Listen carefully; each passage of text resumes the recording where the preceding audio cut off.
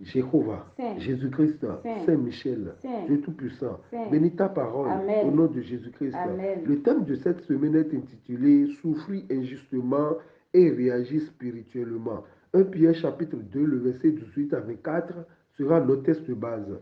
Serviteurs, soyez soumis en toute crainte à vos maîtres, non seulement à ceux qui sont bons et doux, mais aussi à ceux qui sont d'un caractère difficile.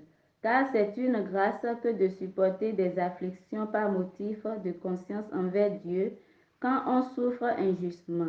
En effet, quelle gloire y a-t-il à supporter de mauvais traitements pour avoir commis des fautes? Merci, alléluia. Alléluia. Souffrir injustement et réagir spirituellement. Bien-aimé, s'il y a une chose qui met généralement les gens en colère, c'est d'être traité injustement. C'est pour cela que Dieu même est l'injustice. La Bible contient plusieurs mises en garde contre l'injustice.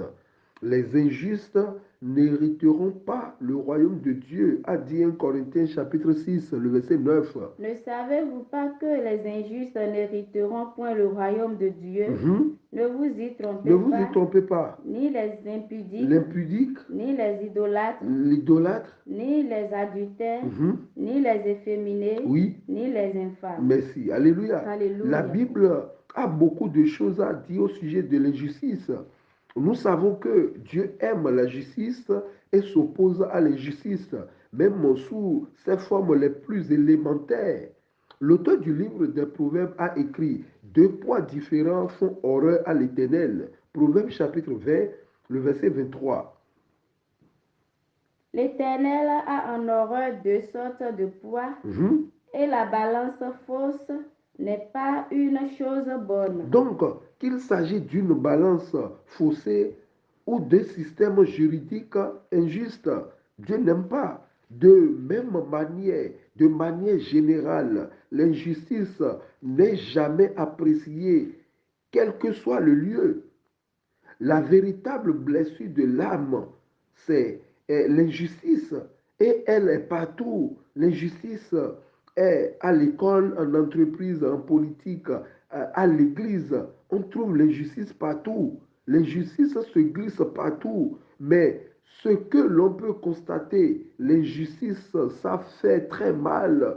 On souffre dans l'âme et dans le corps. L'injustice réside au milieu des humains. Par contre, il n'y a pas de l'injustice en Dieu. Job chapitre 34, verset 10. Écoutez-moi donc, homme de sens, oui, loin de Dieu l'injustice, oui, loin du Tout-Puissant l'iniquité. Elihu disait, écoutez-moi, loin de Dieu l'injustice et loin de Dieu l'iniquité. L'iniquité, l'injustice réside au milieu des hommes. Tous les hommes sont injustes à cause de la chute d'Adam. Alléluia. Alléluia. L'injustice vient de la chute d'Adam. Nous faisons tous beaucoup de choses injustes. Nous commettons des erreurs. Nous soufflons le chaud et le froid et disons des choses totalement contradictoires. Ainsi que l'apôtre Jacques disait, Jacques chapitre 3, le verset 2. Nous bronchons tous de plusieurs manières. Oui. Si quelqu'un ne bronche point en parole, c'est un homme parfait. Qui ne bronche pas en parole? Personne, oui. Capable de tenir tout son corps en bride. Merci. L'injustice est omniprésente dans nos vies. Nous jugeons les autres injustement selon d'autres critères que ceux que nous appliquons à nous-mêmes. Le Seigneur ne veut pas que nous souffrons par amour pour la souffrance ou pour nous faire bâtir. Non. Au contraire, la Bible encourage à la sagesse et la prudence. Matthieu 10, 16 à 18. Voici, je vous envoie comme des brebis au milieu des loups. Oui. Soyez donc prudents. Comme les serpents. Et simples comme les colombes. Mettez-vous en garde contre les hommes, car ils vous livreront aux tribunaux et ils vous battront de verges dans leurs synagogues. Oui. Vous serez menés à cause de moi. Merci. Alléluia. Alléluia. Soyez prudents comme les serpents. C'est mise en garde. En tant que chrétiens, nous ne devons pas oublier que Jésus-Christ nous avait avertis. Alléluia. Dans Alléluia. Jacques 15, le verset 20, il disait, Souvenez-vous de souvenez-vous, la parole que je vous ai dite. mhm, Le le serviteur serviteur n'est n'est pas pas plus plus grand grand que son maître. que son maître. S'ils m'ont persécuté, Oui, ils vous persécuteront aussi. merci. Alléluia. Mais Alléluia. soyons prudents, soyons vigilants. Sinon, tu vas souffrir justement et dire que c'est injustement. Et au lieu de réagir spirituellement, tu vas réagir charnellement. Tous les disciples ont subi l'injustice. Alléluia. Alléluia. Car ce monde baigne dans l'injustice. Ce qui est injuste chez Dieu est juste devant le monde. C'est pourquoi il est écrit, ne vous conformez pas au siècle présent, mais soyez transformés par le renouvellement de l'intelligence, afin que vous discerniez quelle est la volonté de Dieu, ce qui est bon, agréable et parfait. Souffrir injustement et réagir spirituellement. Il y a plusieurs sortes d'injustices. Il y a l'injustice sociale, l'injustice économique, l'injustice raciale et d'autres. Soyons vigilants avec ce thème. Dieu n'a jamais dit de se laisser berner par un groupuscule et revenir dire j'ai souffert injustement. Prenons un exemple de Jésus-Christ. Luc chapitre 4, le verset 29 à 30. Et s'étant levé, Oui. il le chassait de la ville Mhm. et le menait jusqu'au sommet de la montagne Oui. sur laquelle leur ville était bâtie, Oui. afin de précipiter en Mhm. bas. Mais Jésus, passant au milieu d'eux, s'en alla. Voilà la prudence, voilà. Jésus-Christ, il était éveillé. Sinon, si on l'avait tué en ce temps, qui ira à la croix? Alléluia. Alléluia. Ils l'ont amené. Leur ville était bâtie sur la montagne. Donc on peut dire que c'est l'église. L'église est bâtie sur la montagne. Mais il veut le traiter, le faire souffrir injustement. Mais comme son heure reste, sa mission reste à faire, qu'est-ce qu'il a fait? Il a réagi. Il a réagi. Jésus, face à l'injustice, a eu deux réponses différentes. Le passage nous montre que Jésus, qui échappe de justesse à une tentative de le mettre à mort, il ne se laisse pas tuer, mais se faufile et s'en échappe. S'il l'avait laissé, ils vont le tuer et qui ira à la croix pour nous. Donc nous devons être vigilants, prudents. Mais plus tard, son attitude est complètement différente. On veut à nouveau le mettre à mort. Il sait même celui qui va le livrer, mais ne fait rien pour l'empêcher. Marc chapitre 14, le verset 18. Pendant qu'ils étaient à table et qu'ils mangeaient, Oui. Jésus dit, je vous le dis en vérité, l'un de vous qui mange avec moi me livrera. C'est ça. Mais il savait, mais il n'a pas réagi charnellement parce qu'il sait que c'est l'heure. Donc nous avons besoin de discernement et d'être spirituellement. Plus tard, il a été frappé, humilié jusqu'à la souffrance ultime. Jésus non seulement l'accepte, mais donne de l'amour en retour. Alléluia. Alléluia. C'est pour cela qu'il va falloir que nous comprenions qu'il y a l'injustice qu'on peut échapper et l'injustice qu'on ne peut pas échapper. Dans les deux cas, la Bible dit toute chose concourt au bien de ceux qui aiment Dieu. Donc, nous devons être en esprit pour savoir quand il faut souffrir injustement et réagir spirituellement. Le thème dit souffrir injustement et réagir spirituellement. Mais pour cela, nous devons nous poser ces trois questions. Première question, quelles sont les causes de l'injustice? Deuxième question, comment le chrétien doit-il se comporter face à l'injustice? Troisième question, comment vaincre l'injustice? Ces questions sont très importantes. L'injustice ouvre la porte à d'autres esprits. Raison pourquoi ces questions sont très, très importantes. Lorsque l'injustice n'est pas subie par nous, elle ne nous inquiète pas beaucoup. Mais lorsque nous sommes ciblés, lorsque nous sommes atteints, nous crions bien souvent au scandale, au désarroi et au malheur. L'injustice peut mener ou l'injustice peut amener les hommes sur comment dire, différents terrains. L'injustice peut amener chez l'homme différents sentiments, la colère, la vengeance, la stress, la tristesse du moins, le stress aussi, le découragement, la confusion, le doute, le rejet et la compassion. Tout ça, l'injustice peut amener l'homme sur ces terrains. Alléluia. Tous Alléluia. ces sentiments viennent de l'injustice. Première question, quelles sont les causes de l'injustice? Il y a près de 2000 ans, la Bible prédisait avec une certitude étonnante le profil psychologique de nos contemporains. 2 Timothée chapitre 3, le verset 1 à 4.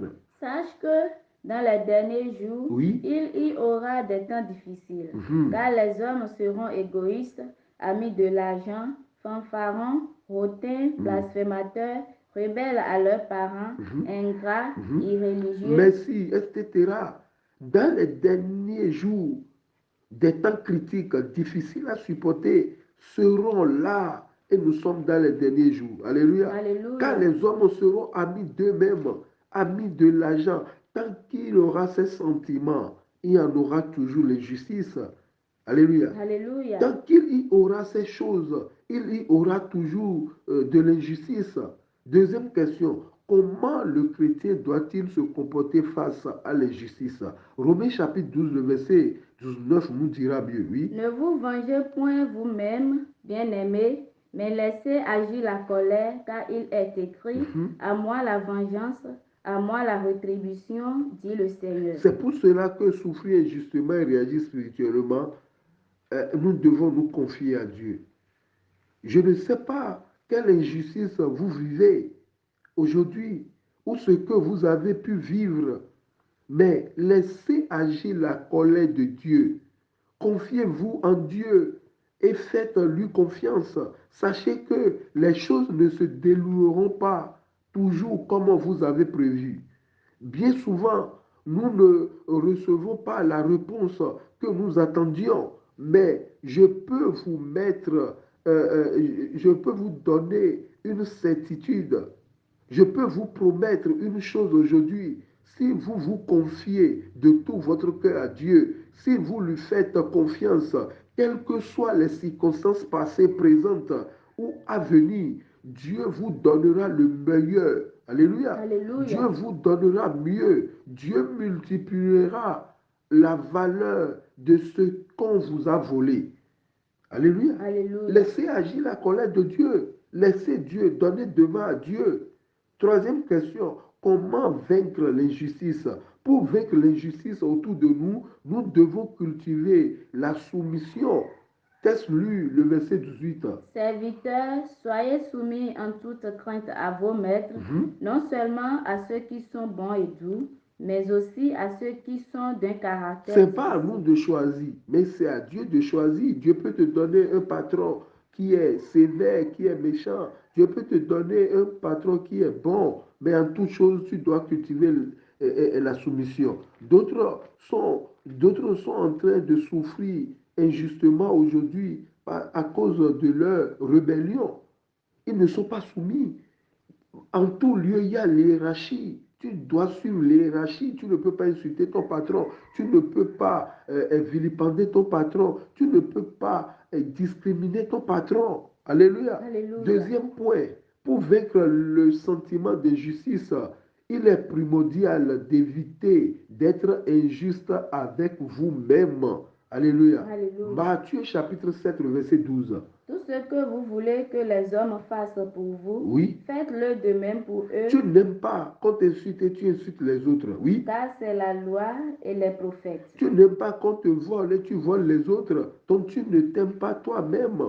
Troisième point, pour vaincre l'injustice autour de vous, vous devez apprendre à vous pardonner et à pardonner aux autres. Toutes ces choses vous aideront. Alléluia. Alléluia. Toutes ces choses vous aideront comment à prendre du recul sur vos sentiments. Luc chapitre 23, le verset 34. Jésus dit, Père, pardonne-leur car ils ne savent ce qu'ils font. Il se partageait ses vêtements en tirant au sort. Voilà. On le traite, il est en train de souffrir injustement, mais il a réagi spirituellement. Il pouvait les maudire, il pouvait les insulter. Aujourd'hui, nous voyons les chrétiens à longueur de journée qui maudissent d'autres, les hommes. Parce qu'on l'a volé, il est en train de maudire. Parce qu'il l'a insulté, il est en train de maudire. Non, tu ne dois pas, même si on t'a volé, tu dois réagir spirituellement. Tu peux dire, ah, que l'Éternel bénisse celui qui m'a volé et qu'il lui accorde la repentance et qu'il ne m'oublie pas. Là, tu as même prié pour la personne. Ton enfant a fait quelque chose. Tu peux ne pas le maudire, tu peux prier pour lui. Parce que l'erreur est humaine et le pardon est divin. Alléluia. Pour Alléluia. vaincre l'injustice autour de nous, nous devons aimer la prière. Sans la prière, nous ne pouvons pas. La prière, c'est la respiration d'un chrétien. La prière, c'est de dire à Dieu, je ne peux pas, mais toi, tu peux. La prière, c'est de mourir, c'est de faire mourir la chair et de vivre spirituellement. Enfin, la seule manière de vaincre l'injustice est de prendre conscience de la justice parfaite de Dieu. C'est qui? C'est Jésus-Christ qui nous avait averti. Jean 16, le verset 33. Je vous ai dit ces choses Oui. afin que vous ayez la paix en moi. Vous aurez des tribulations dans le monde, Oui. mais prenez courage, Oui. j'ai vaincu le monde. Donc, dans l'injustice, quand nous souffrons injustement, nous devons laisser faire celui qui a vécu la pire injustice. L'injustice, c'est-à-dire, il n'était pas pécheur, mais on l'a jugé. Il n'a pas injurié, mais on l'a injurié. Alléluia. Souffrir Alléluia. injustement et réagir spirituellement. Notre vrai ennemi, après nous-mêmes, c'est le diable, ce n'est pas nos prochains. Nous devons connaître ça. Derrière une injustice se cache un démon. Ne vous attaquez pas à l'homme, mais comprenez que l'homme n'a pas inventé l'injustice. L'injustice est un bébé du diable. Le diable est l'auteur de l'injustice.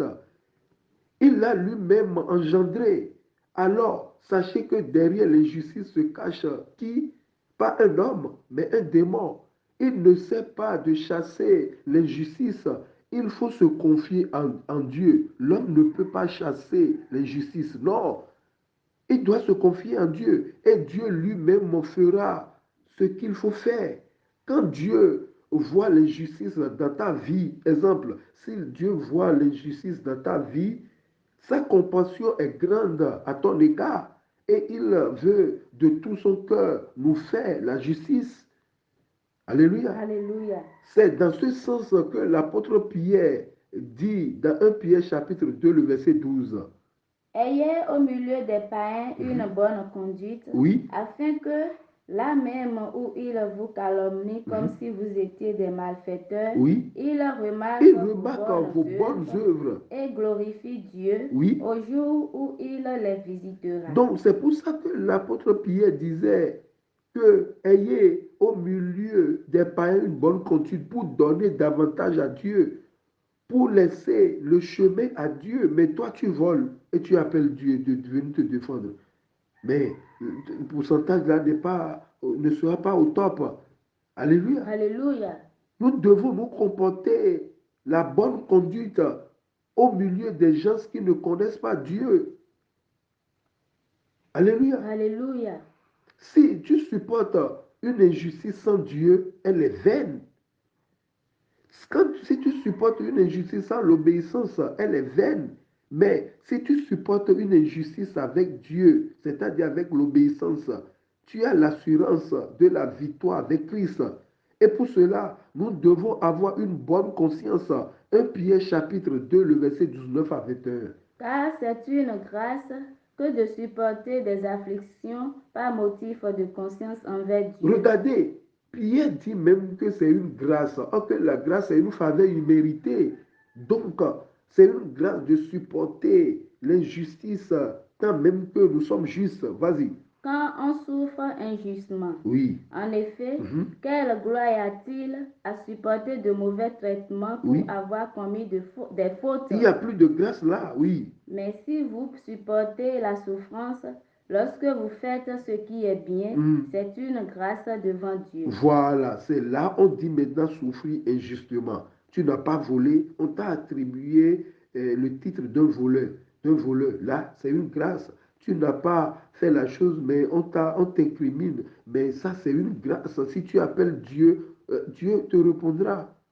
Le croyant ne peut être heureux qu'en gardant une bonne conscience, sans reproche devant Dieu, devant les hommes. Là, tu es heureux. Mais si tu as volé, on t'a attrapé, tu n'es pas heureux et Dieu n'est plus là encore. 1 Pierre chapitre 3, le verset 16. Et ayant une bonne conscience, afin que là même où il vous calomnie, comme si vous étiez des malfaiteurs, ceux qui décrivent votre bonne conduite en Christ soient couverts de confusion. Voilà. Souffrir injustement crée de confusion dans le camp de l'ennemi. Souffrir injustement et réagir spirituellement, là, c'est une force. Les gens auront peur de toi parce qu'on t'insulte, on te discrimine. Mais malgré ça, tu les assistes. Malgré ça, tu les salues. Malgré ça, tu es en joie. La plus grande force de tout le temps, c'est le silence. Alléluia. Alléluia. Alléluia. Alléluia. Raison pourquoi Dieu agit dans le silence. L'apôtre Pierre s'arrête un instant pour nous amener à contempler le parfait modèle qui est Jésus-Christ. Il n'a pas commis de péché. Il n'a pas été trouvé de fraude dans sa bouche. C'est lui le parfait modèle. 1 Pierre chapitre 2, le verset 22 à 24. Lui qui n'a point commis de péché, Oui. et dans la bouche duquel il ne s'est point trouvé de fraude. Lui qui injuriait, ne rendait point d'injure, maltraitait, oui, ne faisait point de menaces, mais s'en remettait à celui qui juge injustement. Voilà, oui. Lui qui a porté lui-même nos péchés en son corps sur le bois, afin que morts au péché, nous vivions pour la justice, lui, par les meurtrissures duquel vous avez été guéris. Merci. L'apôtre a déjà tout dit. Le parfait modèle, c'est Jésus-Christ. Souffrir injustement et réagir spirituellement, sans Jésus, tu ne peux pas. Tu vas craquer. Alléluia. Alléluia. Pour souffrir injustement et réagir spirituellement, il nous faut le parfait modèle qui est Jésus-Christ. Voyez-vous, il y a des véhicules nouveaux, il y a des nouvelles voitures, mais on les a tirées de l'ancienne voiture. Des Renault de l'année 80, c'est le parfait modèle, c'est le modèle, mais on l'a tiré les nouvelles voitures de l'ancienne voiture, c'est ça. Personne ne peut souffrir injustement et réagir spirituellement sans Jésus-Christ. Impossible. Dans Jean 15, il disait, vous ne pouvez rien sans moi. Alléluia. Alléluia. Regardez, si nous accomplissons le bien à travers la souffrance, nous suivons le chemin de Jésus-Christ. Lui, notre modèle, a été par excellence le bien au milieu du mal, le juste au milieu des injustes. Il a laissé des traces pour que nous les suivions en posant nos pas dans l'empreinte de ses pas. C'est ça. Cette fidélité dans notre marche sera la preuve de notre obéissance à sa parole et de notre communion avec lui. C'est ça. Mais quand il n'y a pas la fidélité dans nos marches, là, nous le renions. 1 Jean chapitre 2, le verset 5 à 6.